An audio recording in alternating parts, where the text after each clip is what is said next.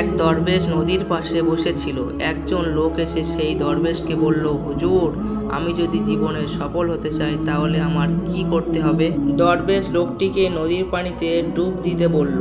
লোকটি পানিতে ডুব দেওয়ার সাথে সাথে দরবেশ তার মাথা পানির নিচে চেপে ধরলেন, যাতে সে মাথা পানির ওপারে না তুলতে পারে। পানির নিচেই সেই লোকটার নিঃশ্বাস আটকে গেল। পানির নিচে থেকে উপরে ওঠার জন্য ছটফট করতে লাগলো।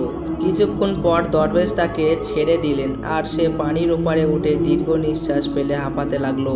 দরবেশ তাকে জিজ্ঞাসা করলেন, তুমি যখন পানির নিচে ছিলে তখন তুমি কি করতে চেয়েছিলে? লোকটি বলল, আমি পানির ওপারে উঠতে চেয়েছিলাম। দরবেশ তখন বললেন, সেই সময় কি তোমার দুনিয়ার কোনো কথা মনে এসেছিল? লোকটি বলল, না, আমার শুধু একটি কথা মনে এসেছিল, আমি কিভাবে নিজের জীবন রক্ষা করব এবং পানির থেকে উপরে উঠব। দরবেশ বলল, এইভাবে একটি লক্ষ্য নিয়ে কাজ করো, তোমার জীবনে সফলতা লাভ করবে ইনশাল্লাহ।